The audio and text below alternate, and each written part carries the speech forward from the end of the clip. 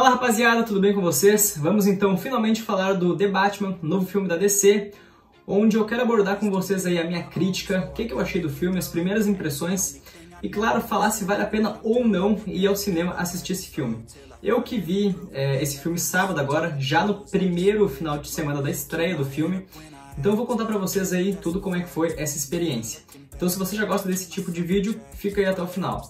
Bom rapaziada, antes de tudo, é importante a gente ressaltar que esse Batman, ele é um pouco diferente ainda do Michael Keaton, do Ben Affleck, do Christian Bale, porque esses aí já eram Batmans que adquiriram experiência. E esse ainda por ser, de fato, um filme mais ou menos de origem, ainda é o Batman mais no início de carreira, né? É o segundo ano dele como Batman. E a gente vê isso em algumas ações, como a impulsividade dele de acordo com a violência que ele bate nos bandidos, né? Mas vamos lá, falando agora, começando o filme então. A primeira cena do filme é o Charada cuidando do alto de um prédio, o prefeito da cidade de Gotham, né? E de fato isso aí não é nenhum spoiler, até porque realmente já estava no trailer. Na cena seguinte, é claro, o Charada já mata o prefeito ali na hora com um objeto que eu não lembro o nome agora, mas ele realmente matou o prefeito dessa forma. E foi o primeiro vislumbre que a gente teve do Paul Dano como Charada, que realmente ficou incrível, mas a gente vai falar um pouquinho mais disso depois. Ou seja, o filme já começou bem, já começou dando aquele ar de suspense com uma morte logo de cara, né, pra gente ficar ligado no filme. Na cena seguinte, então, a gente viu aquele grupo de bandidos que tava no trailer também, com uma maquiagem, né, meio que de palhaço, que acabou perseguindo um cidadão numa cena totalmente pra te colocar dentro do filme, eu diria, que vai introduzir o Batman logo nesse momento.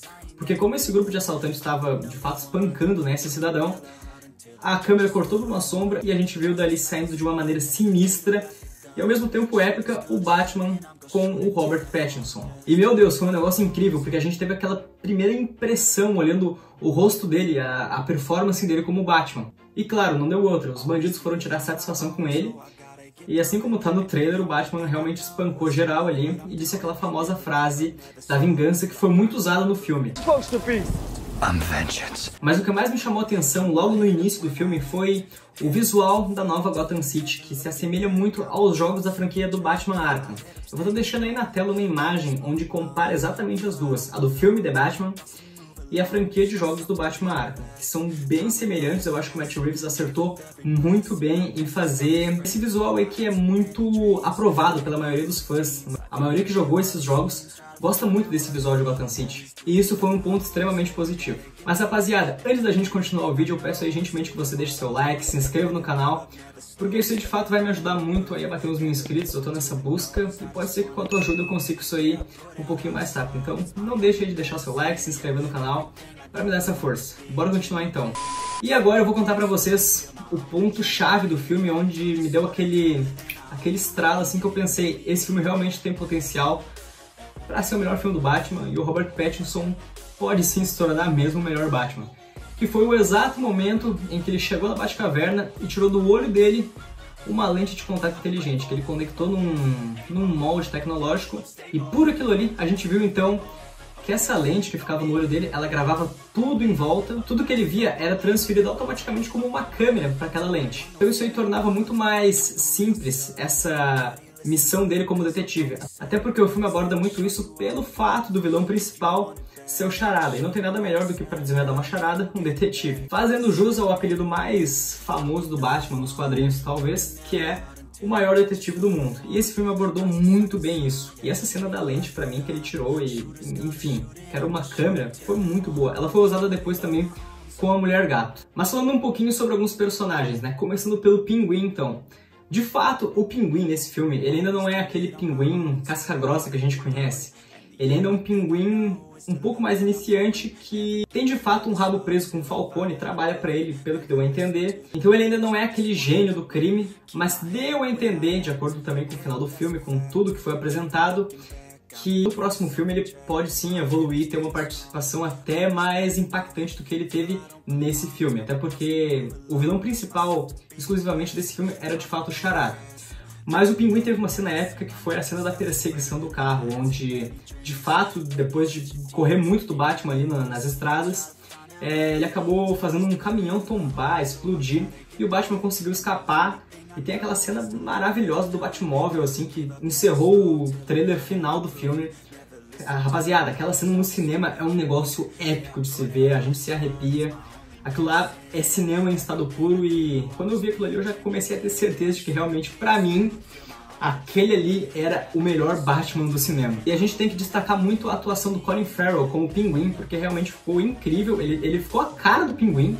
Realmente quem conhece os quadrinhos do Batman e vê as animações, viu que ele ficou bem fiel à aparência dele. A maquiagem também ficou muito boa, pode ganhar até um Oscar, eu diria, esse filme nesse aspecto da maquiagem, porque realmente ficou irreconhecível o ator e a atuação dele foi muito boa. Agora falando um pouco sobre a Mulher Gato, interpretada pela Zoe Kravitz. Galera do céu, foi impressionante a química que ela tinha com o Bruce Wayne, assim, é um negócio surreal, tá muito bem feito.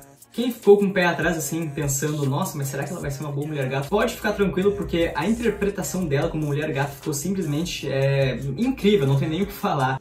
A gente também teve cenas dela interagindo com os gatos de estimação, o que deixou ainda mais fiel aos quadrinhos, né? Até porque a Mulher Gato tem que ter gatos de fato, então isso aí ficou muito bem feito também. E ela teve cenas incríveis de batalha. A primeira luta dela com o Batman foi muito boa, foi lá no local onde o prefeito foi morto pelo Charada, eles estavam lá buscando provas, e a partir daquele momento eles começaram a se ajudar e viraram meio que uma espécie de companheiros, né? Ela não é exatamente uma vilã do filme, mas também não é uma heroína, ela é uma anti-herói, eu diria, mas que formou um par romântico nesse filme muito interessante. No final do filme, claro, ela foi embora da cidade, ela quis sair dali, mas eu acredito que ela vai voltar, sim. Até porque esse aí foi o primeiro filme. Não sei se ela volta para um The Batman 2, mas pelo menos pro 3 eu acredito que sim, que ela vai voltar e fazer novamente o par romântico com ele. Tivemos também Carmine Falcone, mas que nesse filme não teve um protagonismo tão grande, ele era um personagem mais backstage. E o que mais bombou o personagem do Carmine Falcone foi de fato a revelação de que ele era o pai da Mulher Gato. Ou seja, ele era o pai da Selina Kyle, que depois quis até matar ele no filme, mas acabou não acontecendo, porém, momentos depois ele foi morto pelo Charada do alto de um prédio. Mas ele não teve uma participação assim tão efetiva para a história, ele serviu mais como um personagem backstage mesmo. Porém, tem uma cena dele com o Bruce Wayne, em que ele começou a contar um pouco sobre as verdades e as mentiras da família Wayne, sobre principalmente o pai do Bruce Wayne, que fez algumas coisas tentando proteger a mãe dele. Mas nada muito... que eu senti um apego muito grande no filme, eu acho que é uma participação que foi legal, foi bacana, mas não tem nada de primordial que realmente interfira muito na história do filme.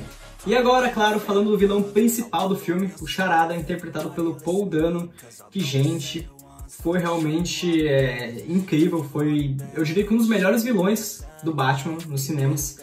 Acho que ainda fica um patamarzinho abaixo do Heath Ledger como Coringa, mas olha, é sensacional, é nota 10. Porque realmente todos os planos, todas as execuções que ele cometeu foi muito bem feito, todas as mortes que ele causa, tem sim aquele clima de suspense que você fica vidrado assim, olhando e pensando, incrível, tá muito bom mesmo. Além disso, o plano do cara era tão bom que ele simplesmente tirou a máscara dele depois de matar o Falcone e foi para um bar beber café. Intencionalmente já ele foi preso, foi levado para o asilo Arkham, e lá a gente tem uma cena um tanto quanto... como é que eu posso dizer?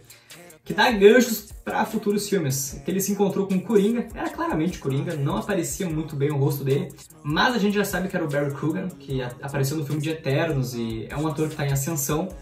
E de fato era ele ali como Coringa, em uma cena muito rápida, né? Que eles só conversaram um pouco e deu aquela risada famosa. Mas eu achei isso totalmente certo, porque o Coringa é um personagem que rouba cena, rouba filmes, é um personagem que tem uma cultura muito grande, né? Então, se eles mostrassem muito dele nesse filme, tiraria o foco que era o Charada.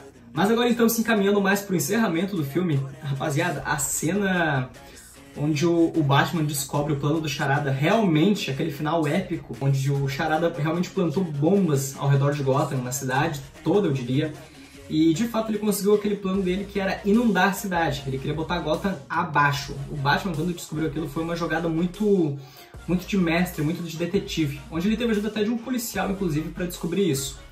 Mas a partir desse momento a gente se encaminha então para o encerramento, onde a gente tem uma batalha épica do Batman com capangas que usavam uma máscara bem semelhante à que o Charada usava.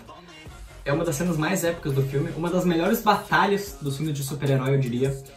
E quando ele tá prestes a, talvez até morrer, eu diria, depois de levar um tiro de sniper, assim, a queima-roupa, a mulher gato veio, ajudou ele. Porém, após isso, ela tava praticamente sendo morta, depois de salvar ele ainda. E ele ainda tava muito fraco, ele não conseguia fazer nada.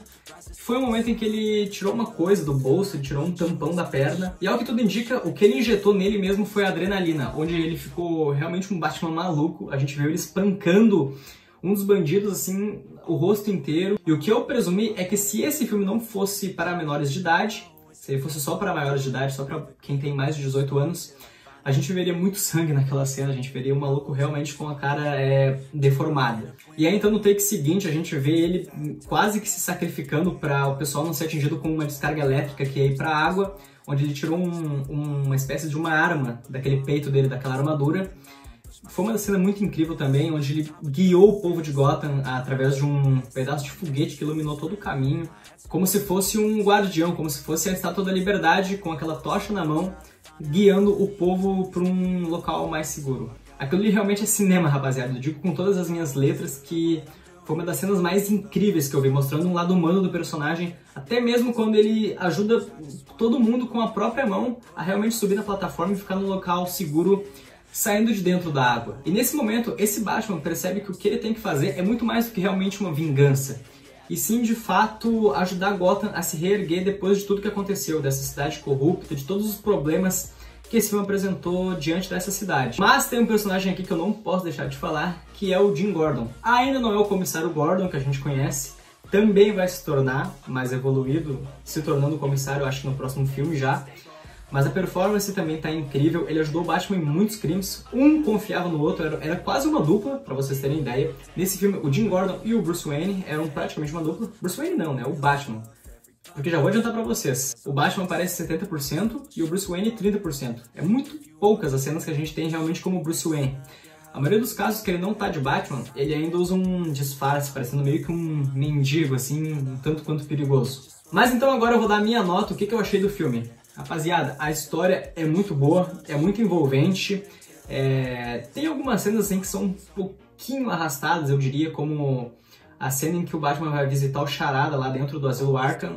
É um pouquinho longa demais, eu acho que poderia ter alguns cortes ali, mas o filme é muito... é pura ação, realmente, assim, você não fica piscando, não te dá sono, é um filme realmente muito bom. E a minha nota, sinceramente, é 10 de 10.